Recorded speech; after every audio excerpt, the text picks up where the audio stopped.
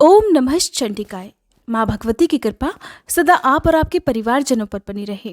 आज आप सुनेंगे श्री दुर्गा सप्तशती का 12वां और 13वां अध्याय और इसी के साथ आज दुर्गा सप्तशती का पाठ समाप्त हो जाएगा। 12वें और 13वें अध्याय के बाद सिद्ध कुंजिका स्तोत्र और सबसे अंत में क्षमा याचना का पाठ करना जरूरी होता है, ताकि दुर्गा सप्तशती के पाठ पढ़ने या सुनने में यदि कोई भी गलती हुई हो तो उसका दोष न लगे। आज नवरात्रि का 7वां और माँ कालरात्रि की पूजा का दिन है, तो आप हमारे चैनल पर माँ कालरात्रि की संपूर्ण पूजा विधि, बीज मंत्र, स्तुति मंत्र, प्रिय भोग, प्रिय रंग और व्रत कथा के साथ साथ आरती की वीडियो भी जरूर देखिएगा। अब सुनिए दुर्गा सप्तशती का 12वां अध्याय, जिसमें देवी के चरित्रों के पाठ का महात्म्य वर्णन किया गया है। देवी बोली, हे देवताओं, जो पुरुष इन स्तोत्रों द्वारा एकाग्रचित होकर मेरी स्तुति करेगा, उसके संपूर्ण कष्टों को मैं निस्संदेह हर लूंगी। मधु कैटभ के नाश, महिषासुर के वध और शुंभ तथा निशुंभ के वध की जो मनुष्य कथा कहेंगे, मेरे महात्म्य को अष्टमी, चतुर्दशी और नवमी के दिन एकाग्रचित्त से भक्ति पूर्वक सुनेंगे, उनको कभी कोई पाप नहीं रहेगा। पाप से उत्पन्न हुई विपत्ति भी उन्हें कभी नहीं सताएगी। उनके घर में दरिद्रता नहीं होगी और ना उनको प्रियजनों का बिछोह ही होगा। उन्हें किसी प्रकार का कोई भय नहीं होगा। इसलिए प्रत्येक मनुष्य को भक्ति पूर्वक मेरे इस कल्याणकारक महात्म्य को सदा पढ़ना और सुनना चाहिए। मेरा यह महात्म्य महामारी से उत्पन्न हुए संपूर्ण उपद्रवों को और 3 प्रकार के उपद्रवों को शांत कर देता है। जिस घर में या मंदिर में या जिस स्थान पर मेरा यह स्तोत्र विधि पूर्वक पढ़ा जाता है, उस स्थान का मैं कभी भी त्याग नहीं करती और वहां सदा ही मेरा निवास रहता है। बलिदान, पूजा, होम तथा महोत्सवों में मेरा यह चरित्र उच्चारण करना या सुनना चाहिए। ऐसा हवन या पूजन मनुष्य चाहे जानकर या बिना जाने करे, मैं उसे तुरंत ही ग्रहण कर लेती हूँ। और शरतकाल में प्रत्येक वर्ष जो महापूजा की जाती है, उनमें मनुष्य भक्ति पूर्वक मेरा यह महात्म्य सुनकर सभी विपत्तियों से छूट जाता है और धन, धान्य तथा पुत्र आदि से संपन्न हो जाता है। और मेरे इस महात्म्य व कथाओं इत्यादि को सुनकर मनुष्य युद्ध में भी निर्भय हो जाता है और महात्म्य के श्रवण करने वालों के शत्रु नष्ट हो जाते हैं और उन्हें कल्याण की प्राप्ति होती है और उनका कुल भी आनंदित हो जाता है। सब कष्ट शांत हो जाते हैं तथा भयंकर स्वप्न दिखाई देना और घरेलू दुख इत्यादि सब मिट जाते हैं। बाल गृहों में ग्रसित बालकों के लिए ये मेरा महात्म्य परम शांति देने वाला है। मनुष्यों में फूट पड़ने पर ये भली भांति मित्रता करवाने वाला है। मेरा यह महात्म्य मनुष्यों को मेरे जैसी सामर्थ्य की प्राप्ति करवाने वाला है। पशु, पुष्प, अर्घ, धूप, गंध, दीपक इत्यादि सामग्रियों द्वारा पूजन करने से, ब्राह्मण को भोजन करा के, हवन करके, प्रतिदिन अभिषेक करके, नाना प्रकार के भोगों को अर्पण करके और प्रत्येक वर्ष दान इत्यादि करके जो मेरी आराधना की जाती है, उससे मैं जैसी प्रसन्न हो जाती हूँ, वैसे ही प्रसन्न मैं इस चरित्र के सुनने से हो जाती हूँ। ये महात्म्य श्रवण करने पर पापों को हर लेता है तथा आरोग्य प्रदान करता है। मेरे प्रादुर्भाव का कीर्तन दुष्ट प्राणियों से रक्षा करने वाला है। युद्ध में दुष्ट दैत्यों का संहार करने वाला है। इसके सुनने से मनुष्य को शत्रुओं का भय नहीं रहता।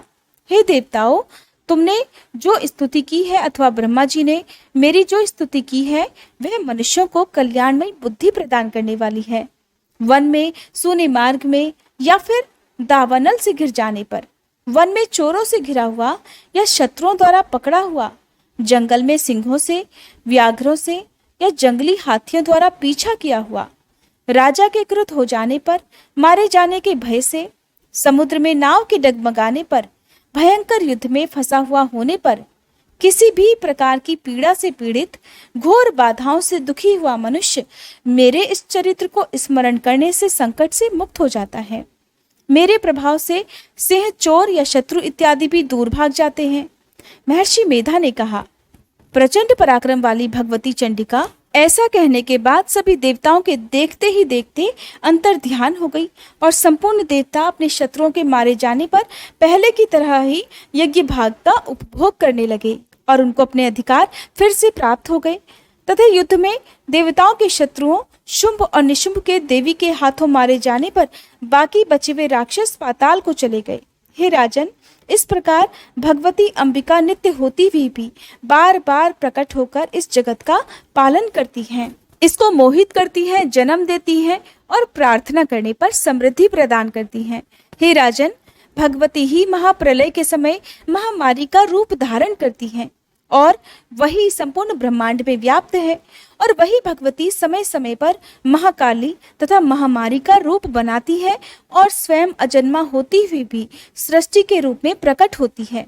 वे सनातनी देवी प्राणियों का पालन करती है और वही मनुष्यों के अभ्युदय के समय घर में लक्ष्मी का रूप बनाकर स्थित हो जाती है तथा अभाव के समय दरिद्रता बनकर विनाश का कारण बन जाती है। पुष्प, धूप और गंध आदि से पूजन करके उसकी स्तुति करने से वह धन, धान्य और पुत्र भी देती है और धर्म में शुभ बुद्धि प्रदान करती है। 12वां अध्याय समाप्त। अब सुनिए 13वां और अंतिम अध्याय, जिसमें राजा सुरथ और वैश्य को देवी का वरदान मिलने का वर्णन है। महर्षि मेधा ने कहा, हे राजन, इस प्रकार देवी के उत्तम महात्म्य का वर्णन मैंने तुम्हें सुनाया। जगत को धारण करने वाली इस देवी का ऐसा ही प्रभाव है। वही देवी ज्ञान देने वाली है और भगवान विष्णु की इस माया के प्रभाव से तुम और यह वैश्य तथा अन्य विवेकी जन मोहित होते हैं और भविष्य में भी मोहित होंगे। हे राजन, तुम इसी परमेश्वरी की शरण में जाओ। यही भगवती आराधना करने पर मनुष्य को भोग, स्वर्ग तथा मोक्ष प्रदान करती है। मार्कंडेय जी ने कहा, महर्षि मेधा की ये बात सुनकर राजा सुरथ ने ऋषि को प्रणाम किया और राज्य के छिन जाने के कारण उसके मन में अत्यंत ग्लानि हुई और वह राजा तथा वैश्य तपस्या के लिए वन को चले गए। नदी के तट पर आसन लगाकर भगवती के दर्शनों के लिए कठिन तपस्या करने लगे। दोनों ने नदी के तट पर देवी की मूर्ति बनाई और पुष्प, धूप, दीप तथा हवन द्वारा उसका पूजन करने लगे। पहले उन्होंने आहार को कम कर दिया, फिर बिल्कुल निराहार रहकर भगवती में मन लगाकर एकाग्रता पूर्वक उसकी आराधना करने लगे। वह दोनों अपने शरीर के रक्त से देवी को बलि देते हुए 3 वर्ष तक लगातार भगवती की आराधना करते रहे। 3 वर्ष के पश्चात जगत का पालन करने वाली चंडिका ने उनको प्रत्यक्ष दर्शन देकर कहा, देवी बोली, हे राजन तथा अपने कुल को प्रसन्न करने वाले हे वैश्य, तुम जिस वर की इच्छा रखते हो वह मुझसे मांगो, मैं तुम्हें वह वर अवश्य दूंगी, क्योंकि मैं तुम दोनों पर अत्यंत ही प्रसन्न हूँ। मार्कंडेय जी कहते हैं, ये सुनकर राजा ने अगले जन्म में नष्ट न होने वाला अखंड राज्य और इस जन्म में बलपूर्वक अपने शत्रुओं को नष्ट करने के बाद अपना पुनः राज्य प्राप्त करने के लिए भगवती से वरदान मांगा।